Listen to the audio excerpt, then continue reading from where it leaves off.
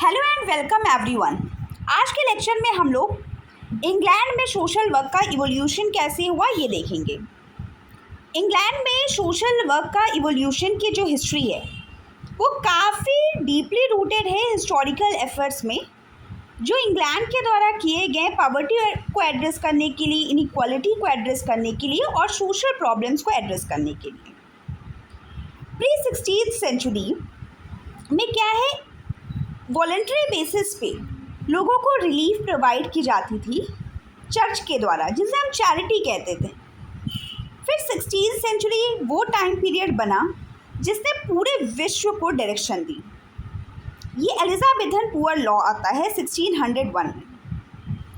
इस time period में होता क्या है कि एलिजाबेथन पुअर लॉस ने कैटेगराइजेशन कर दिया पुअर का, डिजर्विंग पुअर और अनडिजर्विंग पुअर।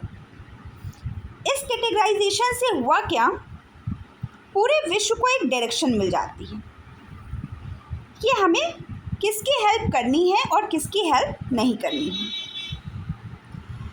फिर फर्दर आगे चल के इंडस्ट्रियल रेवोल्यूशन में सोशल वर्कर्स के रोल, जो सोशल रिफॉर्म्स है, वो और देखने को मिला, क्योंकि इंडस्ट्रियल रेवोल्यूशन की वजह से सम एरियाज डेवलप हो रहे थे, इनइक्वालिटीज़ और बढ़ी।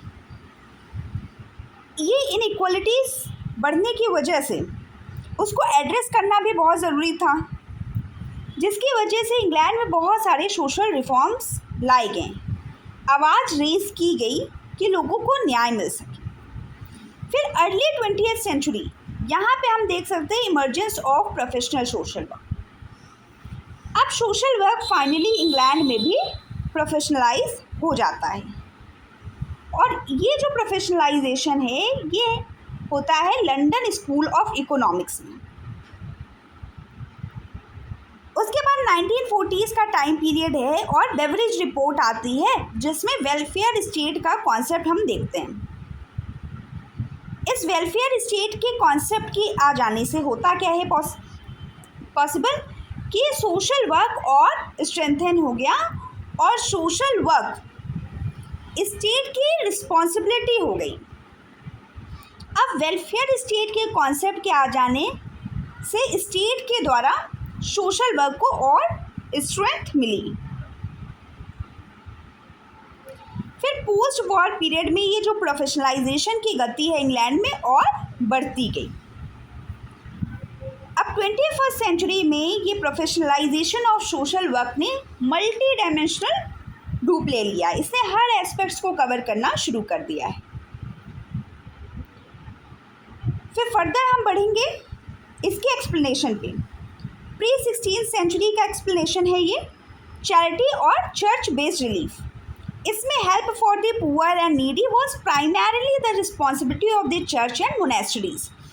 जो हमने देखा कि चर्च की ये प्राइमरी रिस्पॉन्सिबिलिटी थी 16th सेंचुरी में कि जो पुअर और नीडी हैं उनकी हेल्प करनी है।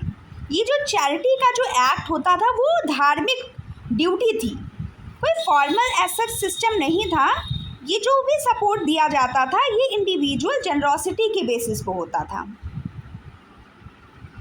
अब आगे बढ़ते हैं एलिजाबेथन पुअर लॉस पे। एलिजाबेथन पुअर लॉस एक मेजर टर्निंग पॉइंट था हिस्ट्री में। इसने स्टेट रिस्पॉन्सिबिलिटी को इंट्रोड्यूस किया towards the poor. Elizabethan poor law 1601 में इसने कैटेगराइजेशन किया डिजर्विंग पुअर और अनडिजर्विंग पुअर में। डिजर्विंग पुअर में एल्डरली, चिल्ड्रन और सिक आते हैं जिनको रिलीफ दिया जाएगा, और अनडिजर्विंग पुअर में एबल बॉडीड आते हैं लेकिन वो क्या है, अनएम्प्लॉयड हैं। तो इनको क्या है, पनिशमेंट दी जाएगी या तो फोर्स किया जाएगा कि ये काम करें। जितना भी जो भी हेल्प है ये एडमिनिस्ट्रेट किया जाता था लोकली, जो वहाँ के जितने भी जो पैरिशेस थे, जो रिच लोग थे, वो एडमिनिस्टर करते थे। अब हम फर्दर आगे बढ़ते हैं इंडस्ट्रियल रिवोल्यूशन एंड फिलैंथ्रोपी की तरफ।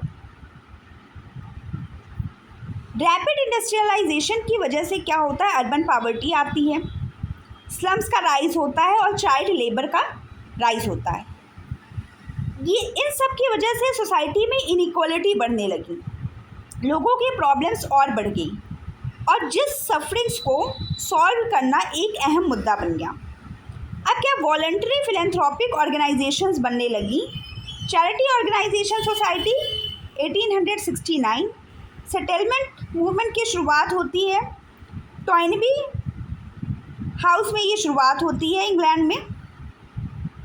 फिर अर्ली 20th सेंचुरी में emergence of professional social work हम देख सकते हैं लंदन स्कूल ऑफ इकोनॉमिक्स में, जिसमें कोर्सेज को ऑफर किया जाने लगा सोशल एडमिनिस्ट्रेशन में। फर्दर 1940s का एरा है ये। बेवरेज रिपोर्ट, वेलफेयर स्टेट का कॉन्सेप्ट बेवरेज रिपोर्ट 1942 में आती है। इसने मॉडर्न वेलफेयर स्टेट के कॉन्सेप्ट को इंट्रोड्यूस किया और सोशल वर्क एक स्टेट सपोर्टेड प्रोफेशन जो है वो बन गया। Post war period of professionalisation, British association of social workers form होता है 1970 में।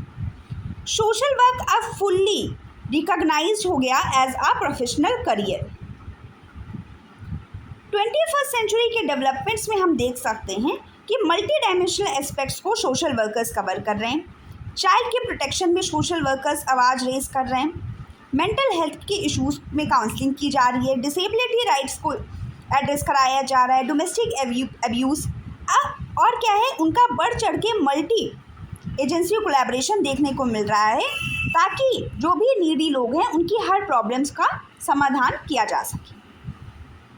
आज के लेक्चर में हमने यूके में सोशल वर्क के इवोल्यूशन को कवर किया। अब नेक्स्ट लेक्चर होगा जिसमें हम इंडिया में सोशल वर्क के डेवलपमेंट को पढ़ेंगे। Thank you so much.